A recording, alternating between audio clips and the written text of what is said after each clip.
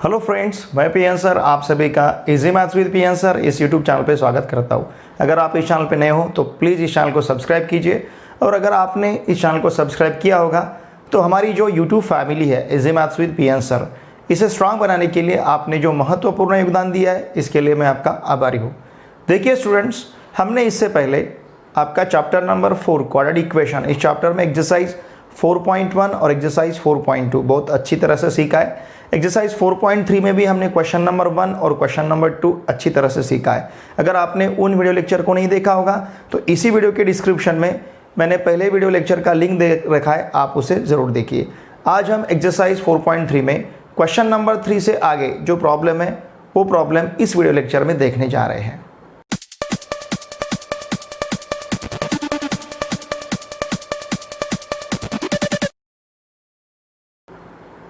Exercise 4.3 का question number 3 जो है, यहाँ पे हमें दिए हुए इक्वेशन के रूट्स फाइंड करने हैं। ठीक है, देखिए इक्वेशन हमें क्वाड्रेटिक इक्वेशन फॉर्म में नहीं दिख रहे हैं। ठीक है, मतलब ये क्वाड्रेटिक इक्वेशंस नहीं है। अभी हमारे सामने जो इक्वेशंस है they are not the quadratic equations, मतलब उस तरह के इक्वेशंस हमें नहीं दिख रहे हैं। लेकिन जब हम इसे रिड्यूस करेंगे या फिर इसे कन्वर्ट करेंगे तो इन इक्वेशन को हम क्वाड्रेटिक इक्वेशन में कन्वर्ट कर सकते हैं या फिर रिड्यूस कर सकते हैं। तो मतलब हमें जो अभी दो प्रॉब्लम हमारे सामने हैं, सब क्वेश्चन फर्स्ट सब क्वेश्चन सेकंड, ये यहाँ पे हमें क्वाड्रेटिक इक्वेशन के फॉर्म में नहीं दिख रहे हैं, लेकिन they are the quadratic equations, ये सभी क्वाड्रेटिक इक्वेशन ही हैं। तो फिर हमें पहले इन इक्वेशन को क्वाड्रेटिक इक्वेशन में कन्वर्ट करना है और फिर उसे वहाँ पे सॉल्व करना है।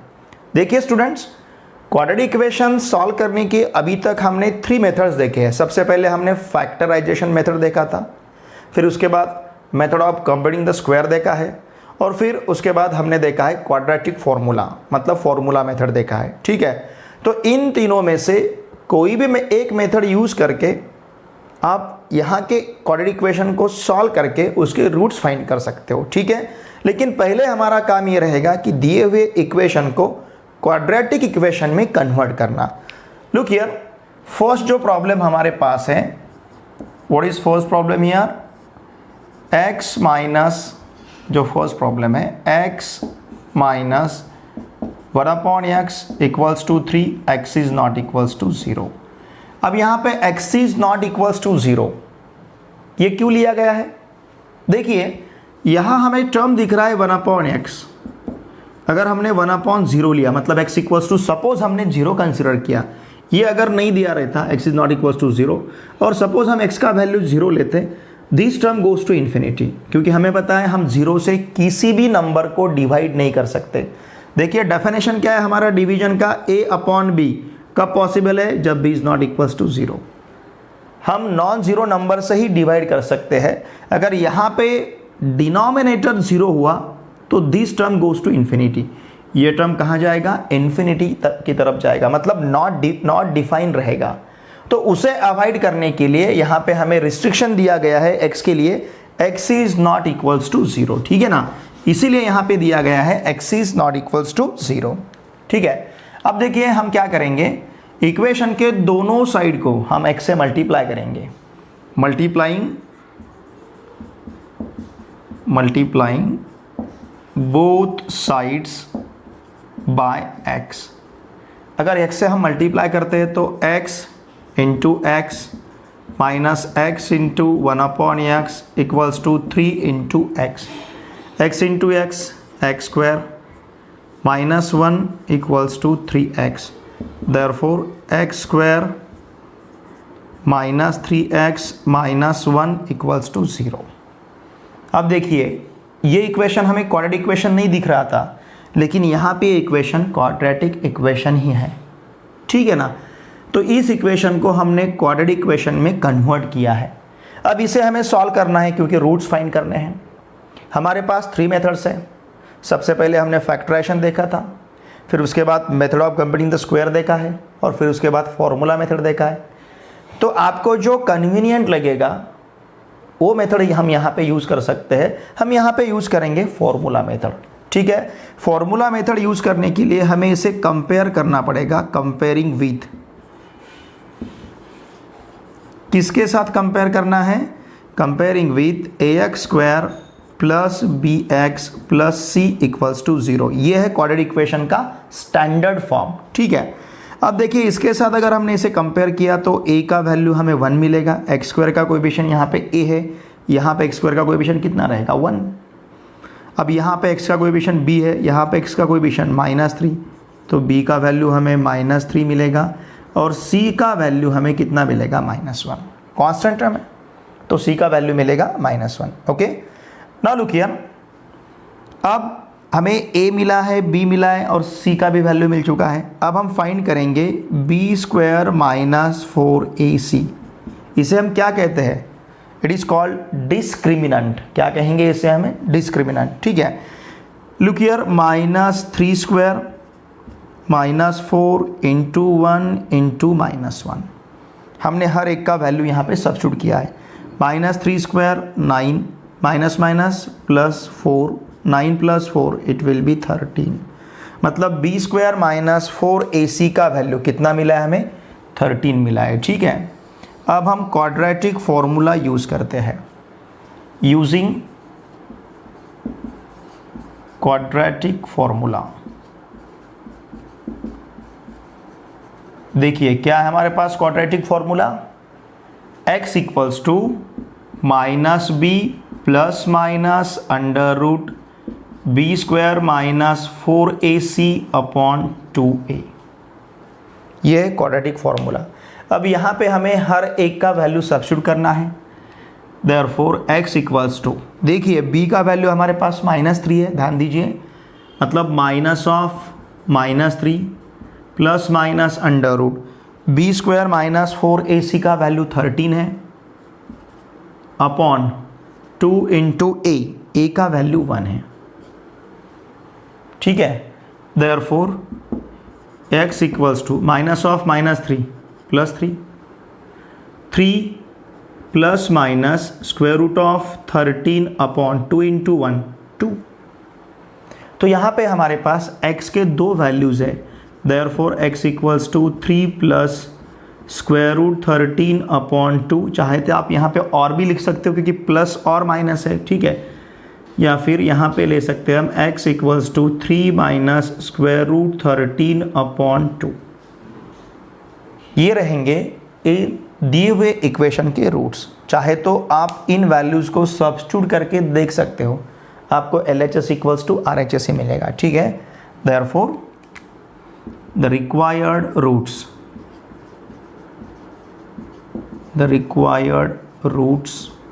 आर, क्या क्या रहेंगे रिक्वायर्ड रूट्स? फिर x equals to 3 plus square root 13 upon 2 and x equals to 3 minus square root 13 upon 2। ये रहेंगे यहाँ के रिक्वायर्ड रूट्स, ठीक है। इसी तरह से हमें सब क्वेश्चन सेकंड सॉल्व करना है। Sub question second is 1 upon x plus 4 minus 1 upon x minus 7 equals to 11 upon 30। x is not equals to -4, 7। अब ये क्यों दिया है? देखिए 1 अपॉन x प्लस 4 में अगर हम x का वैल्यू -4 रखते हैं यहाँ पे तो क्या होगा? -4 प्लस 4 मतलब 1/0। जब x इक्वल्स टू -4 रहेगा, x इक्वल्स टू अगर -4 रहेगा तो फर्स्ट टर्म यहाँ का ये नहीं, लेकिन फर्स्ट टर्म यहाँ का 1/0 हो जाएगा और 1/0 का मीनिंग इन्फिनिटी है। 1/0 इक्वल्स टू क्या है? इन्फिनिटी है। तो इसे अवॉइड करने के लिए ये मीनिंगलेस टर्म हो जाएगा, तो इसे अवॉइड करने के लिए यहाँ पे x is not equals to -4 दिया गया है। अब 1 upon x minus 7, 1 upon x minus 7, देखिए इस 1 अपॉन x माइनस 7 को 1 अपॉन, सपोज यहाँ पे हमने x का वैल्यू 7 रखा तो 7 माइनस 7 मतलब 1/0 हो जाएगा और 1/0 this term goes to infinity, ठीक है ना। तो इसे अवॉइड करने के लिए, जैसे -4 रहा तो फर्स्ट टर्म इन्फिनिटी होगा, 7 रहा तो सेकंड टर्म इन्फिनिटी होगा। इसे अवॉइड करने के लिए यहाँ पे हमें रिस्ट्रिक्शन दिया गया है x is not equals to -4, 7। ठीक है, समझ रहे हैं ना आप, क्योंकि अगर x इक्वल्स टू -4 रहा तो ये क्वांटिटी मीनिंगलेस हो जाएगी, इसे किसी भी प्रकार का मीनिंग नहीं रहेगा। x इक्वल्स टू 7 रहा फिर भी ये क्वांटिटी मीनिंगलेस हो जाएगी। ओके, अब देखिए यहाँ पे हम बटरफ्लाई मेथड लेते हैं, क्रॉस, जिसे आप क्रॉस मल्टीप्लिकेशन कहते हो। बटरफ्लाई मेथड क्यों कहना है? 1/x + 4 - 1/x - 7। सपोज इसका हमें क्रॉस मल्टीप्लिकेशन है, मतलब क्या करना है, जैसे इन दोनों का प्रोडक्ट लेना है, फिर इन दोनों का प्रोडक्ट लेना है, फिर इन दोनों का प्रोडक्ट लेना है। दिखता है ना बटरफ्लाई जैसा, that is called butterfly method. इन दोनों का प्रोडक्ट यहाँ पे लिखना है, इन दोनों का प्रोडक्ट यहाँ पे लिखना है, और इन दोनों का प्रोडक्ट यहाँ पे लिखना है, डिनोमिनेटर में लिखना है, तो ये दिखेगा हमें बटरफ्लाई जैसा, that is called butterfly method. ठीक है, अब देखिए जिसे आप क्रॉस मल्टीप्लिकेशन कहते हो। अब देखिए हम क्या करेंगे, इसको अगर हमने इसके साथ मल्टीप्लाई किया तो क्या मिलेगा? न्यूमरेटर में x - 7, यहाँ पे न्यूमरेटर में x + 4, x - 7 फिर -x + 4 upon x + 4 into x - 7 equals to 11/30। Okay, now look here, अगर हम इसे अब सिंप्लीफाई करते हैं, यहाँ पे रहेगा x - 7 -x - 4 अपॉन, अब यहीं पे आप इन दोनों का प्रोडक्ट भी ले सकते हो, x into x it will be x²। Okay, फिर इसके बाद x into -7 -7x, 4 into x + 4x, + 4 into -7 -28 equals to 11/30।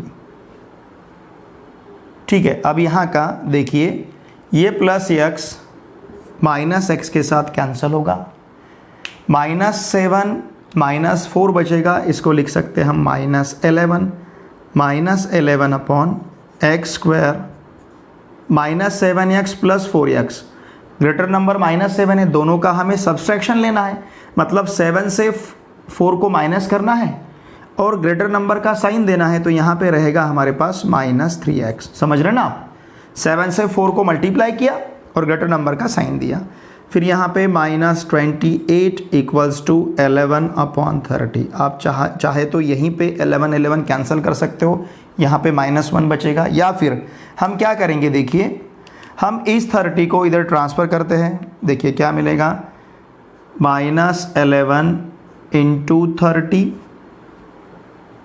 चलेगा equals to 11 into x² -3x -28।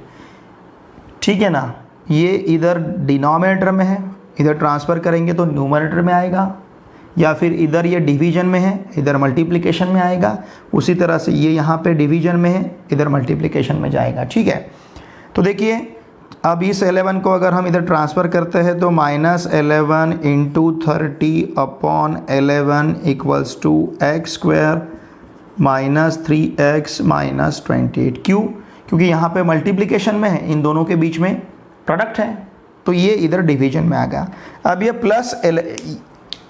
+11 इस -11 मतलब 11 हमारे कैंसिल हो गए, माइनस इंटू 30 ये -30 मिलेगा। ठीक है ना, देखिए क्या मिलता है फिर हमें यहाँ पे, लुक हियर, यहाँ पे लिखता हूँ मैं इसे -30 इक्वल्स टू x² -3x -28। अब इस टर्म को इधर ट्रांसफ़र करेंगे, यहाँ पे 0 रहेगा, 0 इक्वल्स टू x² -3x -28 और ये +30 होगा। अगर -30 हम उधर ट्रांसफ़र करते हैं तो +30 होगा। अब इसे ट्विस्ट कर सकते हैं हम, जैसे a इक्वल्स टू b है तो b इक्वल्स टू a लिख सकते हैं, चलेगा। देखिए 0 इक्वल्स टू, इसके बाद भी लिखेंगे 0 equals to x square minus 3x plus 2, ठीक है ना। देयरफॉर हम इसे लिख पाएंगे x square minus 3x plus 2 equals to 0, ठीक है।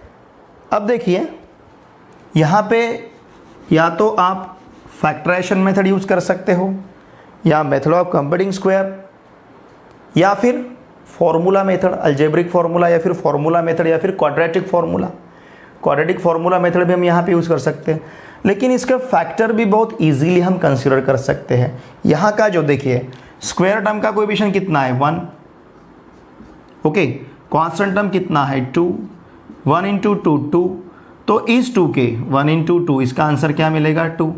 इस 2 के हमें इस प्रकार के दो फैक्टर्स कंसीडर करने हैं जिसका प्रोडक्ट 2 आएगा लेकिन सम -3 आएगा। सपोज हमने -2 और -1 कंसीडर किया तो इन दोनों का प्रोडक्ट हमें +2 मिलेगा, लेकिन -2 प्लस -1 इन दोनों का सम -2 -1 कितना मिलेगा -3 मिलेगा। समझ रहे हैं ना आप। तो इस प्रकार से हम इसे फैक्टराइजेशन मेथड भी यूज कर सकते हैं। यहाँ पे तो हम लिख पाएंगे x square minus 2x minus x plus 2 equals to 0। चाहे तो आप क्वाड्रेटिक फॉर्मूला भी यूज कर सकते हो। अब यहाँ पे इजीली इसके फैक्टर्स हमें मिल रहे थे तो हमने यहाँ पे फैक्टराइजेशन मेथड यूज किया, ठीक है। अब इन दोनों में से और इन दोनों में से देखिए एक फैक्टर -2 मिला है, दूसरा फैक्टर -2 -1 -2x -x, ओके। अब देखिए यहाँ से अगर हमने x बाहर लिया तो ब्रैकेट में x -2 बचेगा। यहाँ से हम -1 बाहर ले सकते हैं, फिर ब्रैकेट में x -2 बचेगा equals to 0। Are you getting this? Therefore complete term से हम x -2 बाहर ले सकते हैं, ब्रैकेट में x -1 रहेगा equals to 0। Therefore x -2 equals to 0 और x -1 equals to 0। Therefore x equals to 2 और x इक्वल्स टू 1। इस प्रकार से आपको यहाँ पे रूट्स क्या क्या मिले हैं, x का वैल्यू 2 और x का वैल्यू 1, ओके। हम लिख सकते हैं therefore required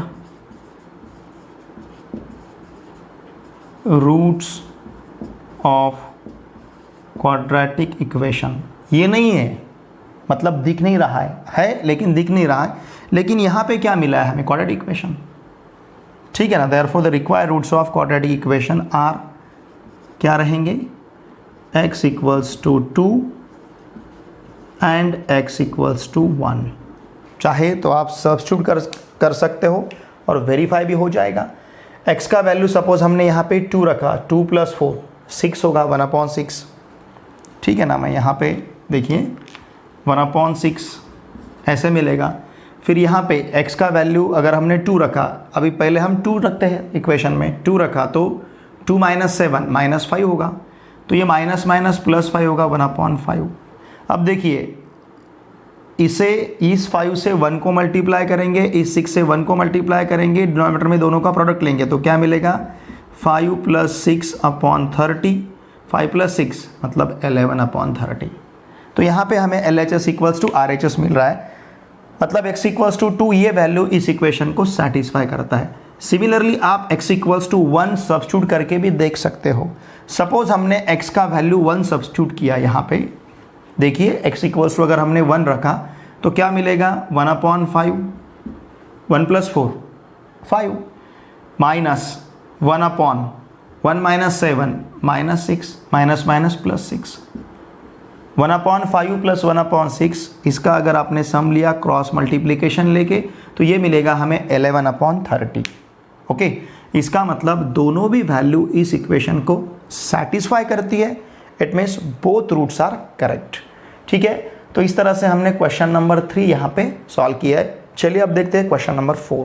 question number 4 is a word problem, और वर्ड प्रॉब्लम को हमें मैथमेटिकल फॉर्म में कन्वर्ट करना है और फिर उसे सॉल्व करना है। ऑफ कोर्स यहाँ का इस वर्ड प्रॉब्लम का मैथमेटिकल फॉर्म जो रहेगा वो क्वाड्रेटिक इक्वेशन ही रहेगा। देखिए क्या दिया है, the sum of the reciprocals of Rahman's ages in years 3 years ago and 5 years from now is 1/3. Find his present age. Okay, देखिए क्या दिया है हमें, ठीक है। रहमान का जो प्रेजेंट एज है इससे 3 साल पहले, सपोज ये हम 3 साल पहले का एज लेंगे, और जो प्रेजेंट एज है उससे 5 साल बाद, ये 3 years ago, ये 5 years आफ्टर। तो ऐसे 2 एजेस के, मतलब ये 3 years ago का जो एज रहेगा इसका रेसिप्रोकल, 5 years के बाद का जो एज रहेगा उसका रेसिप्रोकल, इन दोनों एज के रेसिप्रोकल का हमें सम दिया गया है कितना, 1/3, ठीक है। और क्या फाइंड करना है, his present age. Word problem में आपको जो भी पूछा जाता है, जो भी फाइंड करना रहता है, उसके लिए हम वेरिएबल कंसिडर करते हैं, ठीक है। तो देखिए हम क्या कंसिडर करेंगे यहां पे, let Rahman's present age. Suppose Rahman का प्रेजेंट एज रहेगा x ईयर्स, ऐसे हम कंसिडर करते हैं। तो यहां पे हमें x का वैल्यू फाइंड करना है, ठीक है। देयरफॉर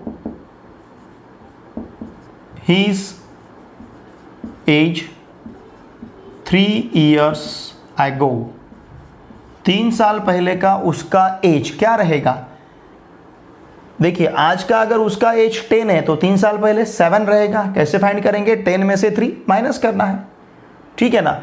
आज का 15 है तो 3 साल पहले 12 रहेगा, 15 से 3 माइनस करना है। उसी प्रकार से आज का अगर x है तो 3 years ago x minus 3 years रहेगा, ठीक है। Therefore his age 5 years from now कितना रहेगा, आज से 5 साल बाद, मतलब उसमें ऐड करने पड़ेंगे x + 5 years। Therefore according to given condition, हमें देखिए कंडीशन यहाँ पे क्या दिया गया है, 3 साल पहले का 3 years ago का जो एज है उसका रेसिप्रोकल, मतलब 1/x - 3, इसका रेसिप्रोकल लेना है। 5 साल बाद जो एज रहेगा उसका रेसिप्रोकल 1/x + 5, इसका रेसिप्रोकल 1/x + 5, इसका सम यहाँ पे हमें दिया है 1/3। ये कंडीशन प्रॉब्लम में दिया गया है। अगर ऐसा है तो हमें x का वैल्यू फाइंड करना है। देखिए हम क्रॉस मल्टीप्लिकेशन, जिसे हम बटरफ्लाई मेथड कहते हैं, इससे इसको मल्टीप्लाई करेंगे x + 5, इससे इसको मल्टीप्लाई करेंगे x - 3 अपॉन दोनों का प्रोडक्ट रहेगा x - 3 into x + 5 equals to 1/3।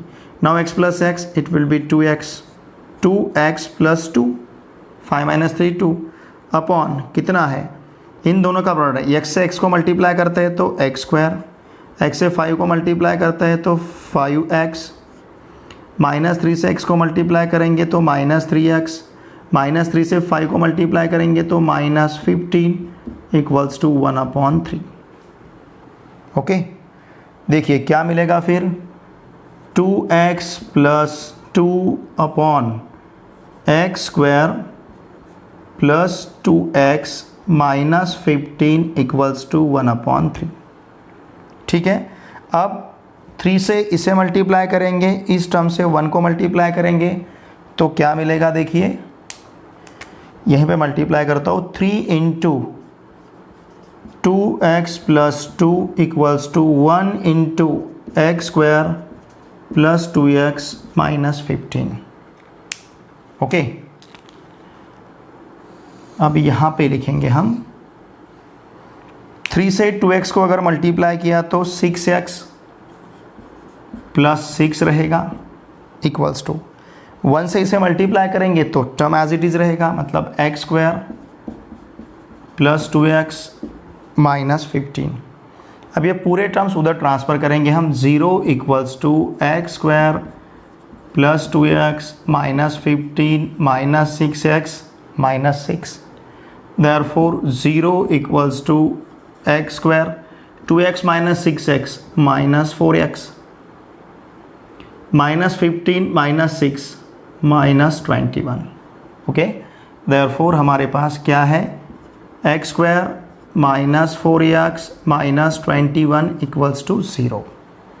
क्योंकि a इक्वल्स टू b रहा तो हम उसे b इक्वल्स टू a लिख सकते हैं। 0 इक्वल्स टू ये टर्म है, मतलब दिस टर्म इक्वल्स टू 0 रहेगा। अब देखिए यहाँ पे आप फॉर्मूला मेथड यूज़ कर सकते हो, ठीक है ना। ये क्वाड्रेटिक इक्वेशन इसे सॉल्व करने के लिए हम फॉर्मूला मेथड यूज़ कर सकते हैं, या फिर फैक्टराइजेशन मेथड भी आप यूज़ कर सकते हो। इजीली इसके फैक्टर्स मिलेंगे हमें। देखिए क्या है यहाँ पे, constant term minus 21, constant term is minus 21 and square coefficient of square term is 1 into minus 21 equals to minus 21। तो फिर इस माइनस 21 के फैक्टर्स हमें लेने हैं, ठीक है ना। 1 इंटू माइनस 21 है, माइनस 21 के फैक्टर्स इस प्रकार से लेने हैं जिसका सम -4 आना चाहिए, प्रोडक्ट -21 आना चाहिए।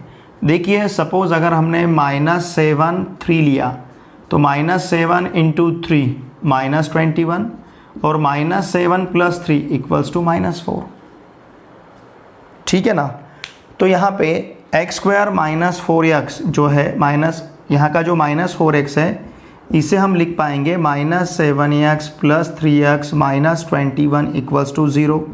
यहाँ से अगर x कॉमन लेते हैं तो ब्रैकेट में x माइनस 7 रहेगा, प्लस 3 कॉमन लेते हैं तो ब्रैकेट में यहाँ पे भी x माइनस 7 रहेगा। Therefore first bracket is of x minus 7 and into inside the second bracket x plus 3 equals to 0। x minus 7 हमने बाहर लिया, therefore x minus 7 equals to 0 और x plus 3 equals to 0। Therefore x equals to 7 और x equals to -3। Okay, यहाँ तक हम पहुँचे हैं, ठीक है। x इक्वल्स टू 7 और x इक्वल्स टू -3 मिला है। लेकिन देखिए what is x, x is Rahman's present age. Rahman का प्रेजेंट एज x ईयर है। Age can not be negative, but age can not be negative, age negative नहीं रहेगा। अगर एज निगेटिव नहीं रहेगा तो इसका मतलब x इक्वल्स टू -3, ये वैल्यू हमें रिजेक्ट करना पड़ेगा, ठीक है ना। चलो अब ये इतना पोर्शन मैं इरेज करता हूँ क्योंकि ये जगह लगेगी मुझे लिखने के लिए। रहमान का प्रेजेंट एज हमने x ईयर लिया है, ठीक है। ये पूरा मैं इरेज करता हूँ।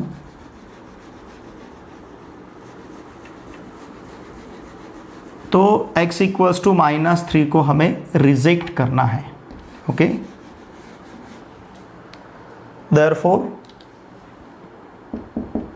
x equals to -3 is rejected,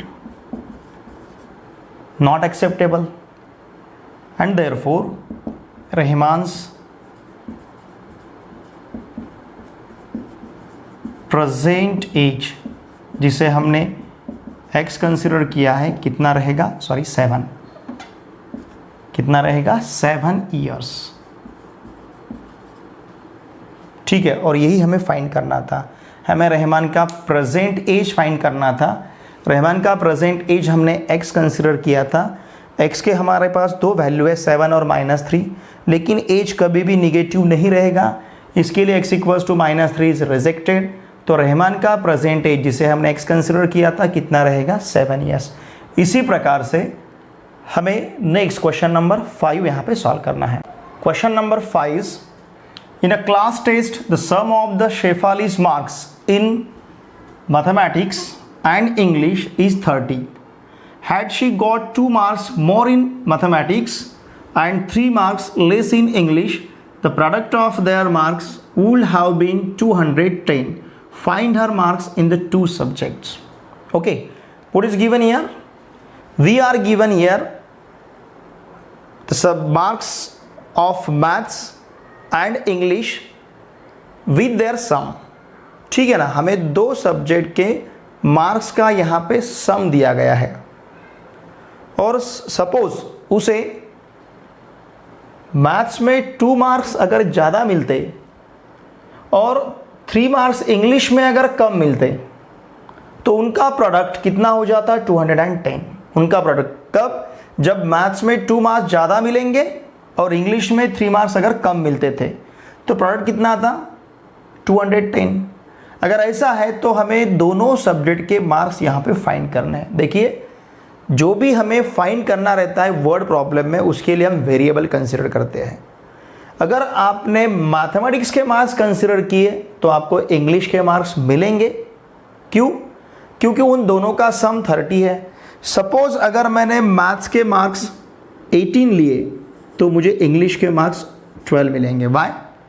क्या करूँगा मैं? जो भी मार्क्स मैथमेटिक्स के हैं उन मार्क्स को 30 से माइनस करना है, क्योंकि दोनों का सम यहाँ पे कितना आना चाहिए? 30। समझ रहे ना आप? उसी प्रकार से अगर हमने मैथ्स के मार्क्स x कंसिडर किए तो इंग्लिश के मार्क्स 30 माइनस x रहेंगे। इन दोनों का सम हमारे पास रहेगा 30। Are you getting this? ठीक है, तो चलिए हम कंसिडर करते हैं। लेट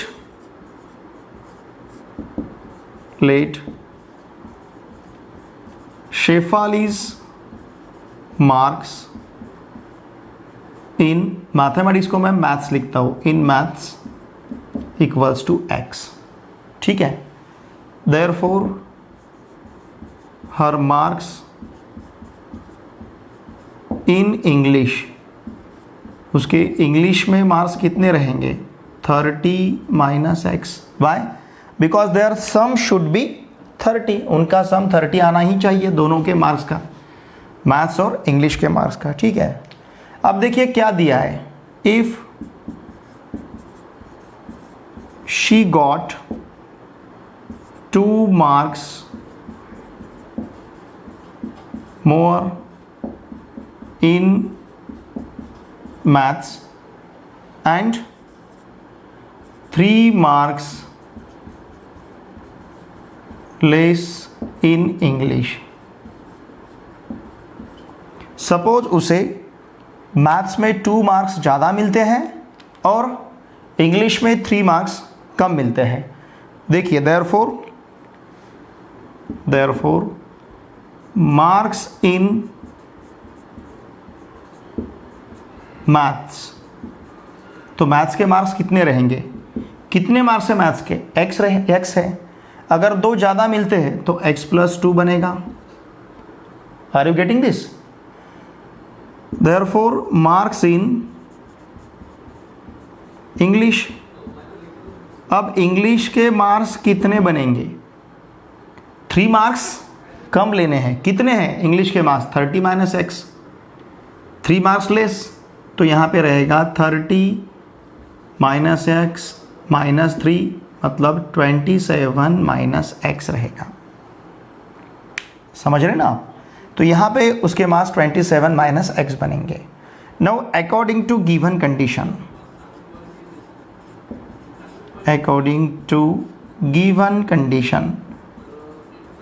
कंडीशन हमें क्या दिया है? उन दोनों का सम कितना रहेगा? 210। उस सिचुएशन में अगर 2 मार्क्स मैथ्स में ज़्यादा मिलते हैं, 3 मार्क्स इंग्लिश में कम मिलते हैं, तो उनका प्रोडक्ट रहता है 210। मतलब 2 मार्क्स ज़्यादा मिले बाद मैथ्स में और 3 मार्क्स इंग्लिश में कम मिले बाद जो भी रहेगा उन दोनों का प्रोडक्ट कितना आएगा? 210। देयरफॉर हम यहाँ पे क्या कह सकते हैं? x+2 into 27 minus x equals to 0। समझ रहे ना आप? अब x से 27 को अगर हम मल्टीप्लाई करते हैं तो यहाँ मिलेगा 27x, यहाँ पे रहेगा x into x minus x square. x से 27 को मल्टीप्लाई किया, x से माइनस एक्स को मल्टीप्लाई किया।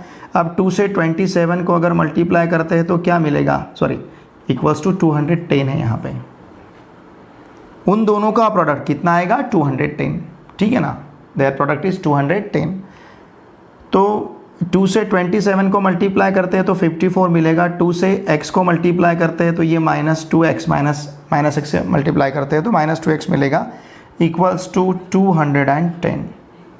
Okay, now it will be 27x minus 2x, it means 25x, 25x minus x square plus 54 minus 210 equals to 0. Okay, therefore क्या मिलेगा, देखिए यहाँ पे 25x, फिर उसके बाद minus x square, 54 minus 210, it will be minus 156 equals to 0. ठीक है, अब देखिए सपोज हमने पूरे टर्म्स राइट हैंड साइड में ट्रांसफ़र किए, माइनस एक्स स्क्वायर को अगर उधर ले, यहाँ पे फिर 0 बचेगा, इधर रहेगा हमारे पास एक्स स्क्वायर, फिर उसके बाद माइनस 25x, फिर उसके बाद प्लस 156. समझ रहे ना आप? या तो आप पूरे इक्वेशन को माइनस से मल्टीप्लाई कर सकते हो. तो अब 0 इक्वल्स टू अगर ये टर्म है तो दिस टर्म इक्वल्स टू हम 0 लिख सकते हैं. ठीक है ना? देखिए अब इसे हम किस प्रकार से लिख पाएंगे, therefore x square minus 25x equals plus 156 equals to 0. ठीक है,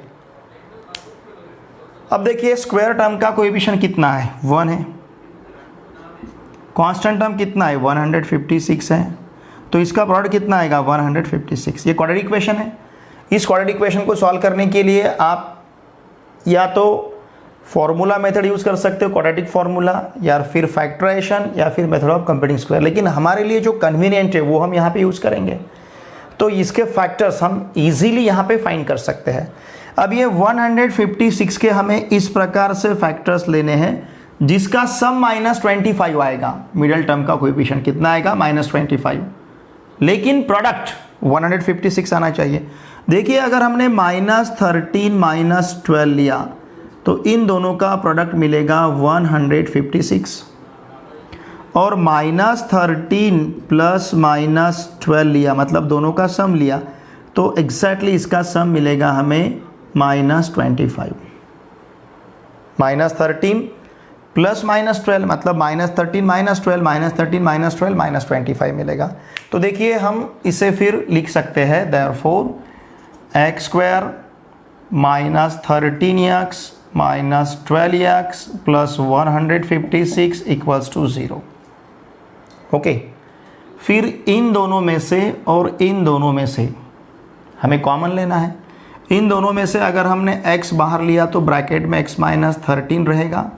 यहाँ पे अगर माइनस 12 लेते हैं तो ब्रैकेट में और x माइनस 13 बचेगा इक्वल्स टू 0.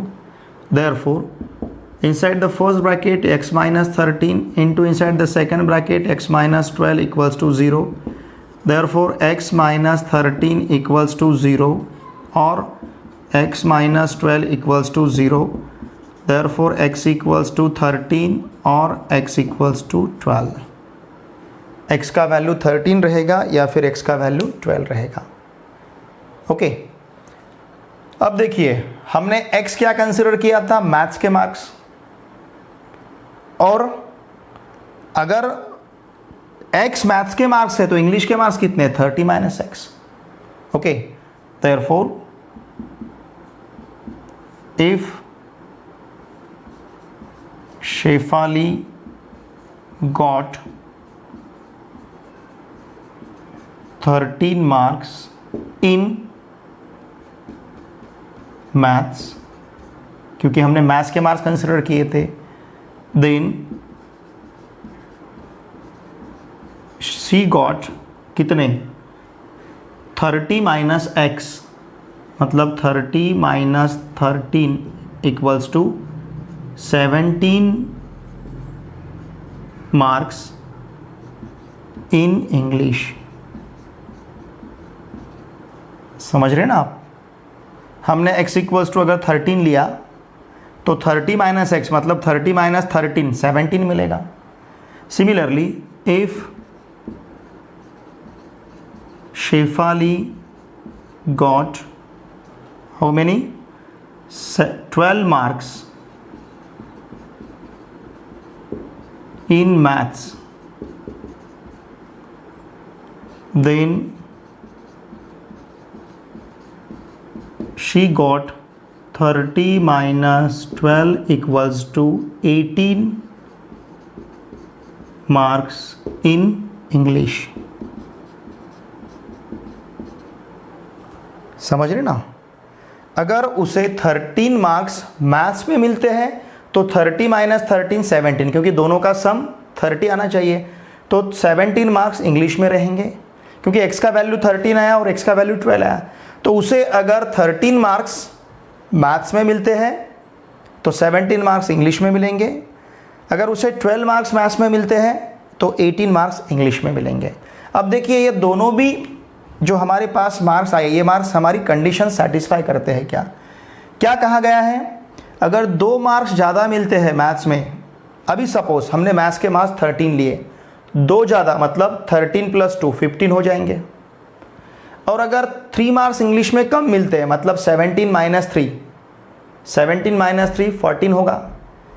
15 × 14, यहाँ पे 2 बढ़ेंगे तो 15 हो गए, यहाँ पे 3 कम होंगे तो 14 हो गए। तो 15 और 14 का प्रोडक्ट 210 आना चाहिए। किसका? 15 × 14 का आएगा। 15 4 × 60, 0 मतलब 6 रहेंगे। 15 1 × 15 + 6 21, 210 आया है। समझ रहे ना आप? ये कंडीशन यहाँ पे सेटिस्फाई होनी ही चाहिए। नाउ सपोज अगर इन मार्क्स को हम कंसिडर करते हैं, 12 मार्क्स मैथ्स में है, अगर 2 बढ़ेंगे तो कितने होंगे? 14। 18 मार्क्स इंग्लिश में अगर 3 कम होते हैं तो कितने रहेंगे? 15। और 14 × 15 कितना आएगा? 210। इसका मतलब दोनों भी अगर 12 मार्क्स, अगर हमने सपोज 13 मार्क्स मैथ्स में लिए और 17 मार्क्स इंग्लिश में लिए, तो ये कंडीशन हमारा सेटिस्फाई होता है अकॉर्डिंग टू गिवन कंडीशन, उनका प्रोडक्ट 210 आता है। उसी प्रकार से 12 मार्क्स अगर हमने मैथ्स में लिए और 18 मार्क्स अगर हमने इंग्लिश में लिए हैं, तो देखिए उन दोनों का प्रोडक्ट भी यहाँ पे 210 ही आता है। इसका मतलब यहाँ पे जो हमारा आंसर है, आंसर यहाँ पे सही है। ठीक है, देखिए आज के वीडियो लेक्चर में हमने एक्सरसाइज 4.3 में क्वेश्चन नंबर 3, क्वेश्चन नंबर 4 और क्वेश्चन नंबर 5 सीखा है। इसके बाद के जो प्रॉब्लम है हम नेक्स्ट वीडियो लेक्चर में सीखेंगे। देखिए स्टूडेंट्स, मेरी आपसे रिक्वेस्ट रहेंगी कि आपके जितने भी फ्रेंड्स हैं उन सभी फ्रेंड्स को मैथमेटिक्स के लिए इस चैनल को सब्सक्राइब करने के लिए कहिए। आप भी वीडियो देखे बाद प्लीज़ कमेंट किया कीजिए। ठीक है, आपका कमेंट आना ज़रूरी है। वीडियो को लाइक कीजिए, वीडियो को शेयर कीजिए। आपके जो भी कमेंट्स हैं, आपको अगर कुछ सजेशन देना रहा मुझे तो प्लीज़ वीडियो के कमेंट बॉक्स में वहाँ पे मुझे सजेशन आप दे सकते हो। ठीक है, लेकिन हमारे व्यूज़ बढ़ने चाहिए। व्यूज़ तभी बढ़ेंगे जब आप वीडियोस को शेयर करोगे। आपके जितने भी फ्रेंड्स पूरे कहीं पे भी, मैं पूरे इंडिया में कहूँगा, कहीं पे भी CBSE में पढ़ते होंगे क्लास 10th में, तो उन सभी को मैथमेटिक्स के लिए प्लीज़ इस चैनल को सब्सक्राइब करने के लिए कहिए। ठीक है, चलिए अब हम मिलते हैं नेक्स्ट वीडियो लेक्चर में। Thanks for watching my video.